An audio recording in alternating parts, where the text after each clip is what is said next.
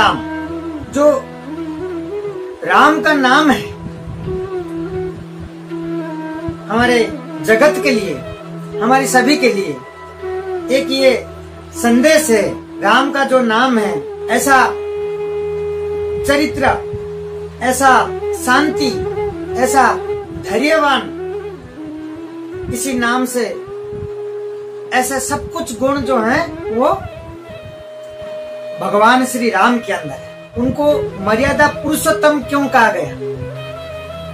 मर्यादा पुरुषोत्तम इसलिए कहा गया, वो हर चीजें, हर काम को मर्यादा के अंदर रह करके कर दिखाए और सबको, जगत को संदेश दिया कि कैसे मर्यादा के अंदर रह करके कार्य को करना होता है और हमारे जीवन को बिताना होता है।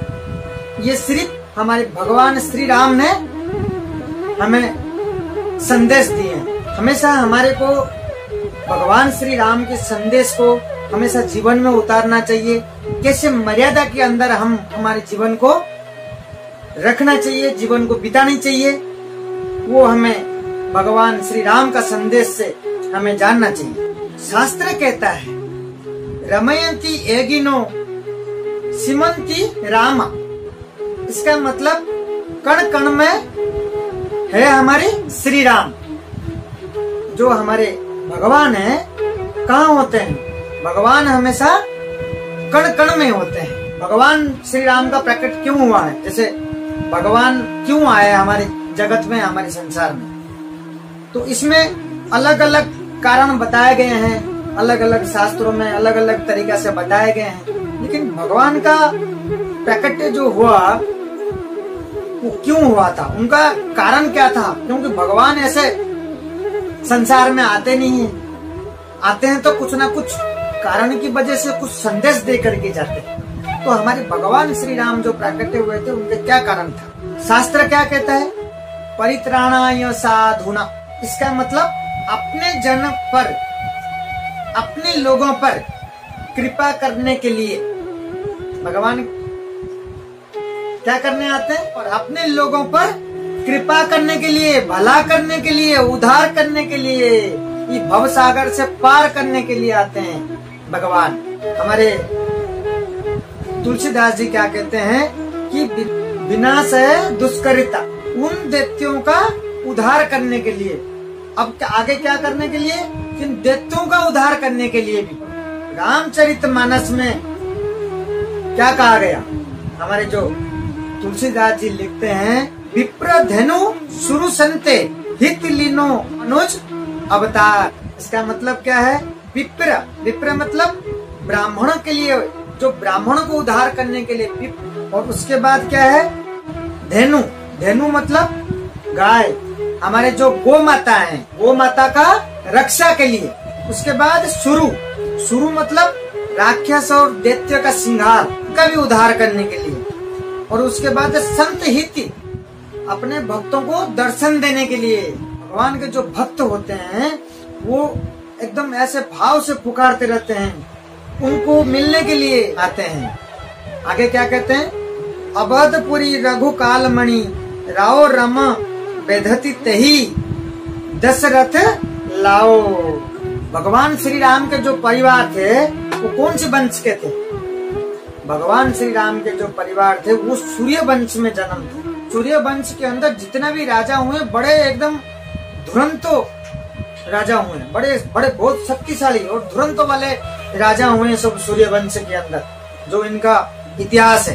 बाबा तुलसीदास जी आगे और कहते हैं रामचरितमानस के अंदर, इन वंश के अंदर जब राजा रघु आए, जब राजा रघु आए तो वो ऐसा कार्य करने लगे जगत के लिए, इस प्रकार लोगों के सामने इतना मतलब फेमस हुए हैं। तो वो सूर्य वंश से, उनका नाम क्या था? राजा रघु, रघु थे। सूर्य वंश से उनको रघुवंश का नाम दे दिया गया, क्योंकि वो इतना प्रजा के लिए और इतना जगत के लिए कार्य करते थे। वो इतना वो मतलब लोगों के प्रति इतना प्रेरित थे वो, तो उनका सूर्य वंश से रघुवंश करवा दिया गया। उसके बाद जो रघुवंश है, रघुवंश के अंदर प्रकटे हुए हैं राजा दशरथ। और दशरथ जब आए, दशरथ के क्या हुआ, 3 पत्नी हुए, माता कौशल्या, माता कैकेयी और माता सुमित्रा। और कुछ समय निकलने के बाद उनके कोई पुत्र पुत्री कुछ नहीं हो रहा था, तो इस चिंता में थे कि इतने बड़े साम्राज्य को आगे, मेरे इस वंश को आगे कौन संभालेगा।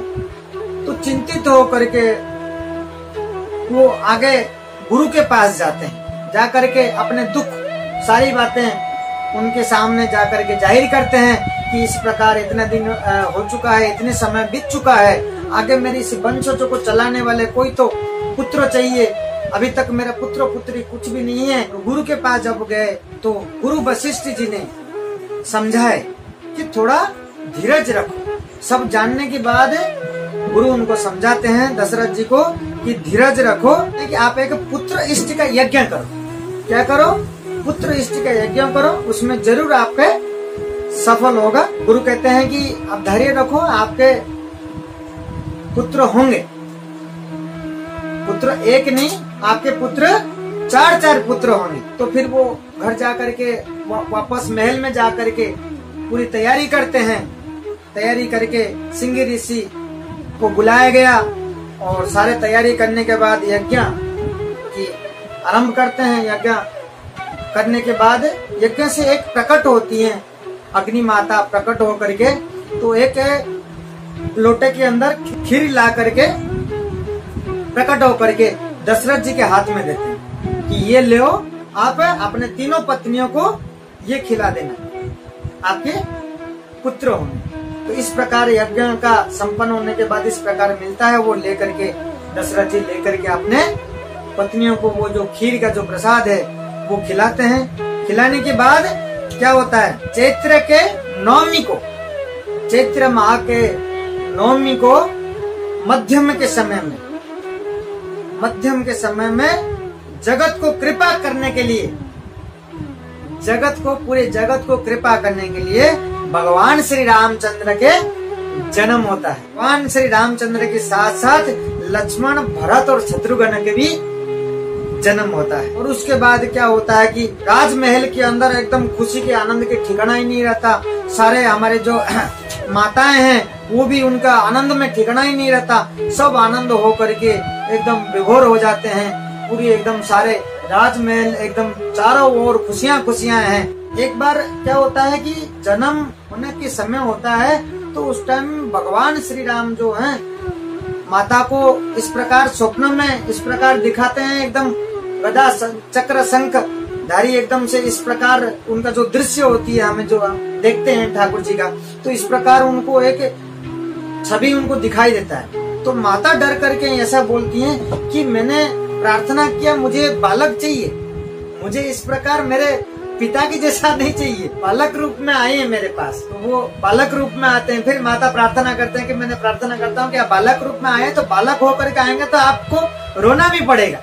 तो भगवान माता की कहना मान करके वो जैसे जैसे माताएं कहती हैं तो उसी प्रकार भगवान रोते भी हैं। तो ऐसे हमारे भगवान श्री राम के प्राकट्य हुआ।